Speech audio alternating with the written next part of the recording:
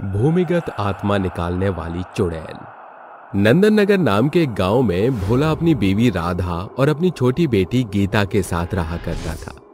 वो अपने छोटे से परिवार के साथ बहुत खुश था। ऐसे ही एक दिन उनके दरवाजे पर रात को एक बूढ़ी औरत आती है और बोलती है, कोई है क्या? यहाँ कोई है जो मेरी मदद कर सकता है?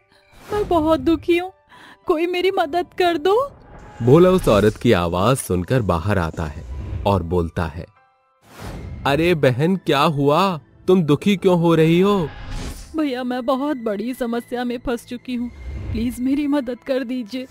हाँ, मैं तुम्हारी मदद कर दूंगा। पहले बताओ तो, रो क्यों रही हो? क्या हुआ तुम्हारे साथ? भैया, मेरे पति की जान खतरे में है।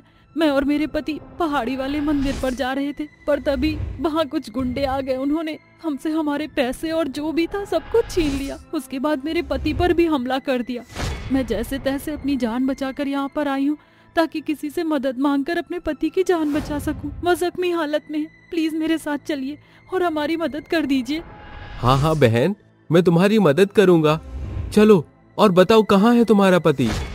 ये बोलकर भोला राधा के पास जाता है और उससे बोलता है, राधा, बाहर खड़ी औरत को और उसके पति को मेरी जरूरत है। अच्छा, तुम अपना और बिटिया का ख्याल रखना। मैं अभी इस औरत की मदद करके आता हूँ। हो सकता है मुझे थोड़ा समय भी लग जाए। तुम घबराना नहीं, ठीक है? मैं जल्दी आऊंगा। इतना बोलकर भोला उस औरत के साथ चला जाता है। वो औरत उसे कब्रिस्तान में लेकर जाती है और पहाड़ी वाले मंदिर के पास एक गड्ढे में गिरा देती है और ऊपर से बंद कर देती है। उसके बाद वो फिर से अपना रूप बदल लेती है और चुड़ैल बनकर हंसते हुए खुद से बोलती है, ये इंसान कितने बड़े बेवकूफ होते हैं, बड़ा आया मेरी मदद करने के लिए। बेचारा ये भी बाकी लोगों की तरह बहुत जल्द अपनी जान से जाएगा। इसको लेकर 45 लोग हो चुके हैं। बस मुझे 5 इंसान और चाहिए। उसके बाद 50 लोगों की बलि चढ़ाकर मैं इस दुनिया पर राज करूंगी। राज। वो चुड़ैल अपना टारगेट पूरा करने के करीब होती है तो वहीं पर राधा भोला का घर पर इंतजार करती रहती है। सुबह हो जाती है पर भोला घर नहीं आता। अगले दिन एक बार फिर चुड़ैल इंसानी रूप लेकर गांव में जाती है और इस बार हरिया के घर का दरवाजा खटखटाती है।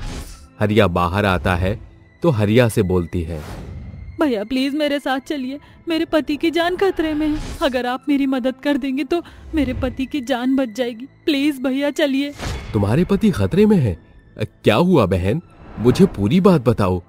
बताओ तुम्हारे पति कहाँ है, मैं तुम्हारी मदद करूंगा। भैया, मेरे पति की जान खतरे में है। कुछ गुंडों ने मुझ पर और मेरे पति पर हमला कर दिया। जैसे तैसे अपनी जान बचाकर यहाँ आ गई ताकि मैं किसी से मदद मांग सकूं और अपने पति की जान बचा सकूं। मेरे पति वहाँ बहुत बुरी हालत में पड़े हैं, आप प्लीज मेरे साथ चलिए। हरिया उस औरत की बुरी हालत और उसकी आंखों में आंसू को देखकर उसकी बातों में आ जाता है और बिना घर में किसी को बताए उसके साथ निकल जाता है। थोड़ी ही दूर जाने के बाद हरिया उस औरत से बोलता है, बहन, आगे तो शमशान घाट है। तुम कह रही थी तुम्हारे पति घायल हैं। आखिर कहाँ हैं तुम्हारे पति घायल? बस थोड़ी ही दूर और भैया, बस वो पहाड़ी वाले मंदिर के पास ही हैं। इतना बोलकर चुड़ैल उसे अपने साथ ले जाती है और भोला की तरह गड्ढे में गिराकर बंद कर देती है और जोर जोर से हंसने लगती है। गड्ढे के अंदर 46 लोग आपस में बात करते हैं और हरिया भोला से बोलता है, अरे भाई, ये तो औरत के रूप में चुड़ैल निकली। इसने तो हम लोगों को भूमिगत कर दिया है, जमीन के नीचे गाड़ रखा है। अब हम अपने बीवी बच्चों के पास कैसे जाएंगे? लगता है भैया अब यह हमारी जिंदगी है। एक एक करके ये चुड़ैल हमारा खून पी जाएगी और हमारी बलि चढ़ा देगी और जब 50 आदमी पूरे हो जाएंगे तो ये हम सबको मारकर अमर हो जाएगी और दुनिया पर राज करेगी। इस चुड़ैल को हम कैसे रोक सकते हैं, मुझे कुछ समझ में नहीं आ रहा। अब तो भगवान ही कोई चमत्कार कर सकता है। जमीन के नीचे सभी आपस में बात कर रहे होते हैं और खुद को उस चुड़ैल के चंगुल से छुड़ाने की सोच रहे होते हैं। वहीं ये चुड़ैल अपने मकसद के काफी करीब आ जाती है और इसी तरह से घर घर जाकर लोगों को बेवकूफ बनाकर उन्हें जमीन के नीचे कर लेती है। ऐसे ही वो 49 लोगों को भूमिगत कर देती है और अपने आखिरी शिकार के लिए बड़ी खुशी से फिर से गांव में जाती है और एक घर का दरवाजा खटखटाती है और बोलती है, भैया मेरे पति की हालत बहुत खराब है, आप प्लीज मेरी मदद कर दीजिए।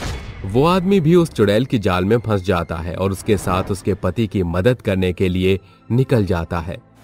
पर तभी राधा और हरिया की बीवी उस औरत को देख लेती है और दोनों आपस में बात करती हैं।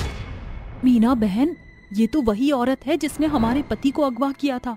सुनो बहन, मैं एक काम करती हूँ, मैं इस औरत का पीछा करती हूँ और तुम अपने साथ तांत्रिक बाबा और गांव के सभी लोगों को इकट्ठा कर लो, क्योंकि मुझे ये औरत सही नहीं लग रही। ये सबको पहाड़ी वाले मंदिर पर ले जाती है और वह रास्ता तो तुम जानती हो, कब्रिस्तान से होकर जाता है। कहीं हमारे पीछे कोई भूत ना पड़ जाए, इसलिए तुम अपने साथ एक तांत्रिक बाबा को भी ले आना और सारी बात उन्हें बता देना। इस तरह से राधा चुड़ैल का पीछा करने लगती है और मीना गांव वालों को इकट्ठा कर लेती है। साथ ही तांत्रिक बाबा के पास जाकर उसे सारा सच भी बता देती है, जिसके बाद तांत्रिक बाबा मीना से बोलते हैं, ये कोई साधारण औरत नहीं है बिटिया, ये एक चुड़ैल है जो 50 लोगों का खून पीकर और उनकी आत्मा निकालकर उनकी बलि चढ़ाकर अमर होना चाहती है। तुम्हें ये बात मुझे पहले बतानी चाहिए थी, कहीं वो अपने मकसद में कामयाब ना हो जाए। चलो मेरे साथ और बताओ वो कहां जाती है। जिसके बाद तांत्रिक बाबा अपने साथ गंगा जल और रुद्राक्ष की माला लेकर जाते हैं और जैसे ही वो चुड़ैल आदमी को गड्ढे में धकेल कर अपना असली रूप धारण करती है, वैसे ही राधा ये सब देख लेती है और चुड़ैल से बोलती है, तुम भोली मासूम बनकर गांव वालों को ठग रही थी। तुमने क्या किया गांव के सभी इंसानों के साथ? मैं तुम्हें जिंदा नहीं छोड़ूंगी चुड़ैल।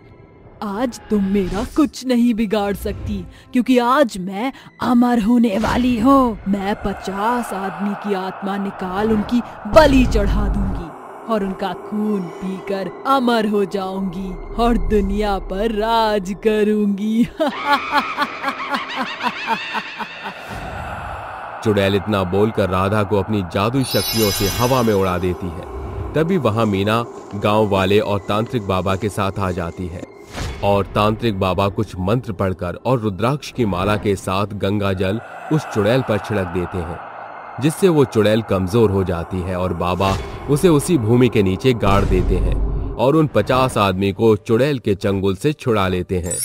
इस तरह से वो चुड़ैल उस जमीन के नीचे कैद हो जाती है और उसने जितने भी 50 लोगों को जमीन के नीचे कैद किया था वो सभी आजाद हो जाते हैं।